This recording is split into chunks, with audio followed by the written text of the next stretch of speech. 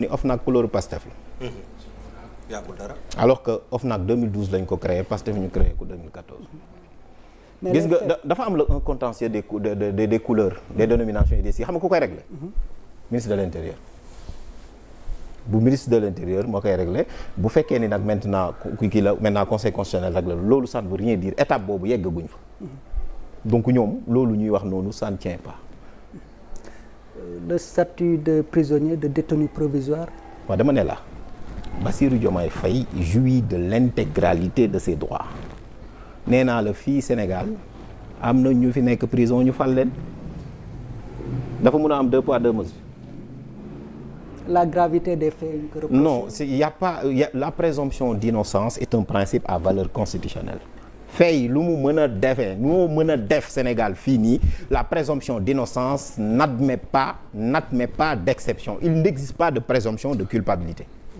C'est un principe à valeur constitutionnelle. comprendre nga nekk dans les liens de la détention taxul ba tey nga ñàkk sa ñàkkoo benn droit. faaw ñu juger la. Il faut un jugement ba pare définitif. ba pare bu lay perdre ce droit. loolu am na solo ñu préciser ko. Voilà. Aïcha Bisa bëggoon naa ñëw aussi ci recours Ousmane Sonko bi. parce que man peut-être explication doyuma ba xam nan la ñu mën a accepter fu mu toll nii ce recours de Ousmane Sonko. parce que le Conseil constitutionnel publié na benn arrêt à l'issue des vérifications de fond. génn benn liste de 21 candidats.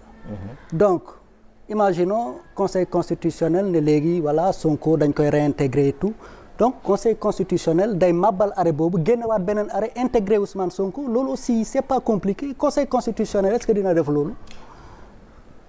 waaw xam nga article 92 bu constitution bi daf ne la. les décisions du Conseil constitutionnel s'imposent à tous les pouvoirs publics, à toute autorité administrative et juridictionnelle. Elles sont insusceptibles de recours. Mais il y a une exception.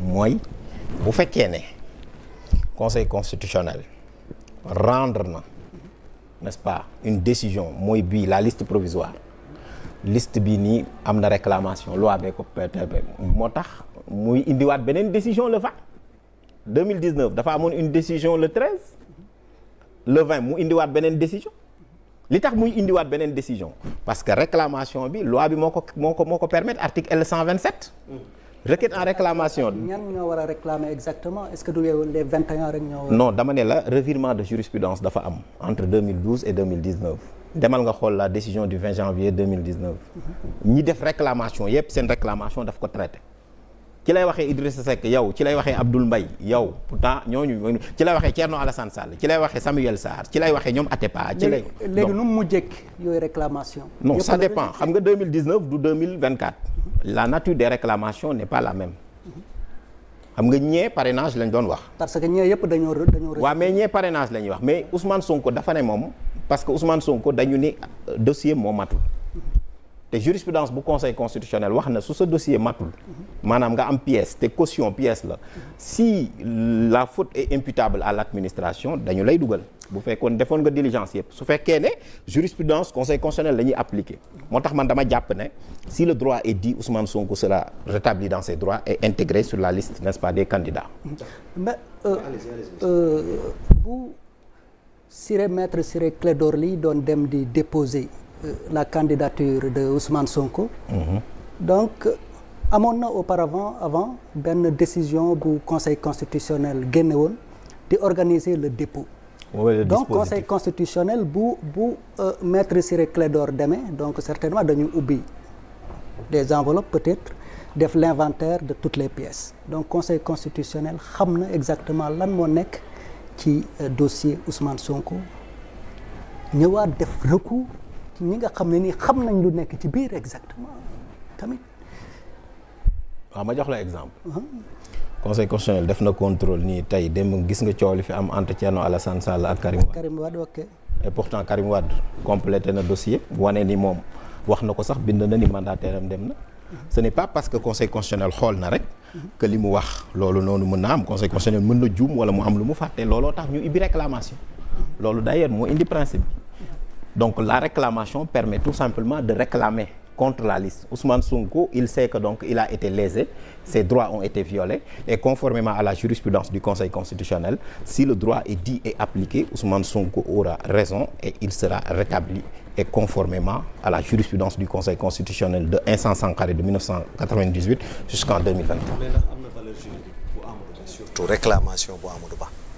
waaw xam nga Amadou Ba est déjà considéré comme candidat donc dañu ne tous les candidats même nee naa la depuis 2019 revirement de jurisprudence dafa am ku ne mun nga réclamer ku ne am nga droit réclamer article L 127 moo ko tijji mais conseil constitutionnel nag dafa wax nan la ñuy réclamer parce que bien sûr parce que moom moo ko nangu en 2019 nee naa la en 2019 dafa nangu loo xamante ne doonu ko nangu en 2012 donc loolu la ñuy tuddee revirement de jurisprudence parce que boo musaana ñëw di def réclamation daf la naan man yow doo candidat c'est irrecevable la daan wax mais 2019 daf ni leen damay càmbar mu ne Abdoul Mbaye yow lii ngay contesté mu ne Thierno Alassane Sall yow lii ngay contesté mu ne ñoom Amsatou Sow Sidibé yow lii ngay contesté mu ne ñoom Atepa yow lii ngay contesté yow Bougane Gueye Dany lii ngay ainsi de suite Mamadou Lamine Diallo lii et cetera vide lépp dans cette décision là c'est plus de 100 considérants soo xoolee donc boo xoolee foofu noonu donc voilà moo tax réclamation bu ñëw moom da koy càmbar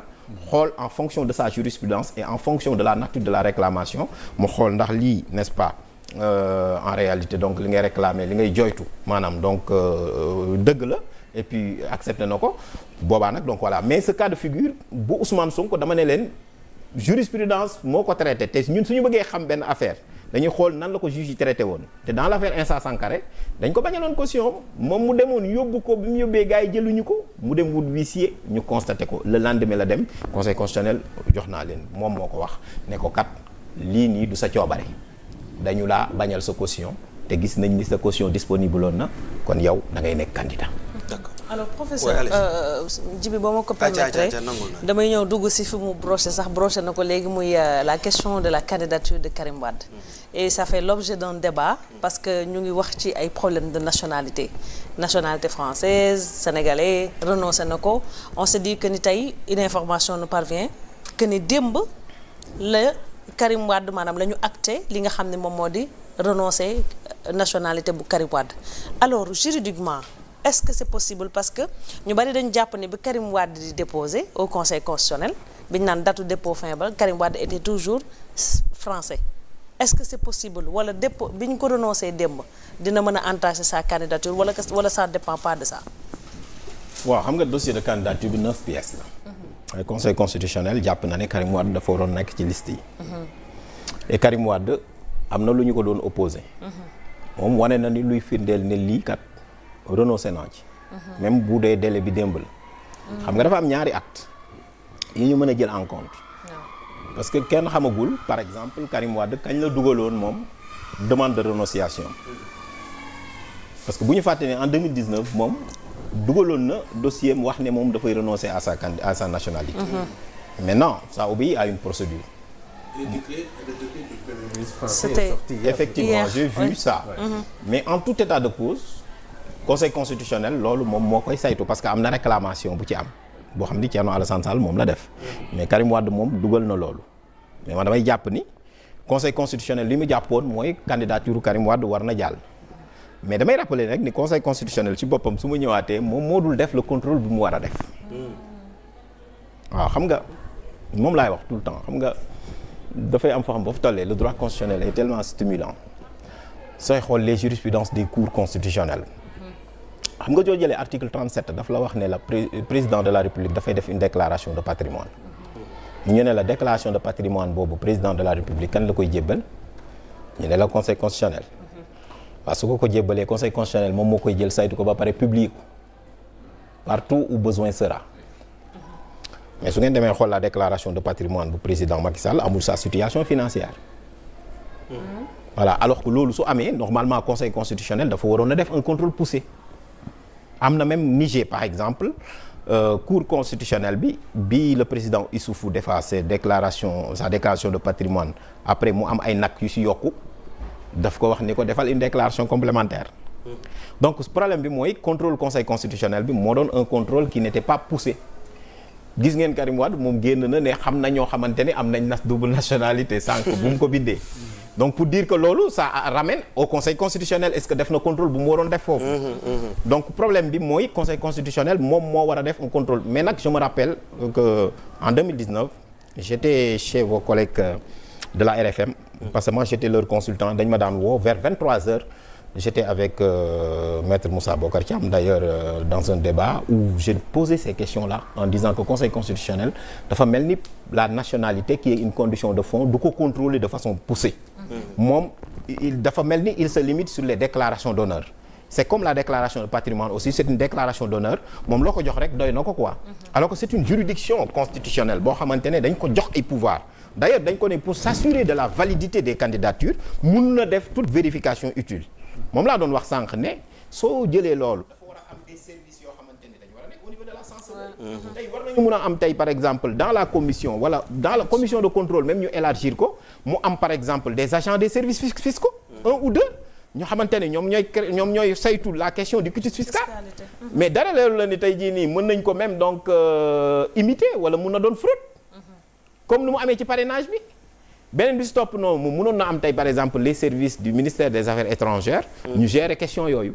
c'est des questions très complexes mais conseil constitutionnel moom ci boppam daf ci waxul dara xam nga nee naa la suñu conseil du def rapport. ku def rapport kenn du xam nag yow problème yi ñun ñoo ciy wax ñun ñi nga xamante ne la matière ñoo koy jàngale wala dara mais yooyu ñëpp ay rëq-rëq la. D'accord. Mais en tout état de cause li may wax rek mooy c'est une question qui est là et moi je pense que c'est soumis à l'appréciation n'est-ce pas du conseil constitutionnel mais comme Karim Wade n'est-ce pas il a donné n'est-ce pas l'acte en tant que tel conseil constitutionnel mooy apprécié mais li ma mën a jàpp mooy élection dafa war a doon une élection inclusive parce que Karim Wade c'est le candidat du PDS te man dama jàpp ni le PDS n'est-ce pas son candidat dafa war a donc dem élection au même titre que Ousmane Sonko ak ñeneen pour ñu am une élection inclusive. lan la constitution bi wax ci kaw Karim Wade maanaam tey obligatoirement est-ce que Karim Wade devait bi muy déposer son dossier être pas de nationalité sénégalaise wala ci au cours du processus bi dafa war a indi preuve buy wane ni moom il n'est plus de nationalité française. non.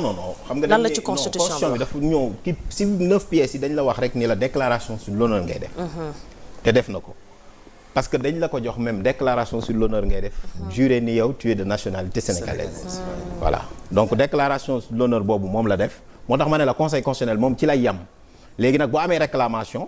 yow nag yaa indi Karim Wade sax lu mu def parce que nu conseil constitutionnel donc s'il n'y avait pas réclamation conseil constitutionnel mën na bañ a aussi vérifier ce problème. mënoon na am moom laa lay wax c'est comme la déclaration de patrimoine jox naa la exemple fii nee naa la du vérifier la situation financière alors que soo demee tey par exemple ku mel ni François Hollande Manuel Valls ak même Emmanuel Macron soo demee ku mel ni François Hollande par exemple sa déclaration de patrimoine bu lay def compte bancaire yi amoon na sax boo xamante ni c'était un compte négatif nga xamante ni xam nañ la situation financière n'est-ce pas de celui de l'élu du peuple mais foofu laa lay wax ne la le conseil constitutionnel fait un contrôle restreint alors que ñun dans notre jargon xam nga conseil constitutionnel day utiliser les méthodes et techniques du juge administratif waroon na mun a def un contrôle boo xamante ni c'est un contrôle élargi large ñu tuddee un contrôle maximum donc voilà maintenant du ko def parce que en fait moom il se suffit largement aux déclarations d'honneur. D'accord. Alors sur ce point après Abdou def na ko mais le 16 la doog a perte nationalité am du poser problème nga foog. loolu nag conseil constitutionnel moo koy wax man li ma xam mooy loi bi dafa ne déclaration d'honneur ngay def. mais maintenant moom dafa indi une preuve supplémentaire. maintenant période bi mu ko indi nag maintenant kooku conseil constitutionnel mooy apprécier. conseil constitutionnel mooy apprécier est-ce que donc voilà l'essentiel mooy réclamation am na moom defoon na ko am na maintenant donc acte boo xamante ne génn na conseil constitutionnel mooy apprécier. d'accord Abdou Khadre ci point boobu wala misaan na nga c'est bon Aïcha Abdou. c'est bon. donc ci cadre boobu noonu lan mooy nekk les chances ci recours yi ñu fi dégg yëpp ndax am nañ ay chances pour aboutir recours yëpp. xam nga yàlla ce qu'on appelle le principe de l'imprévisibilité des décisions de justice. parce que droit non dans la jurisprudence noonu la xam nga juridiction yi ñoom ñooy décider te xam nga juge yi bu ñuy décider il y a Michel Tropper qui a écrit un bon livre qui s'appelle Comment décident les juges. Et la plupart du temps c'est mis aux voix d'ailleurs looloo tax la voix du président du Conseil constitutionnel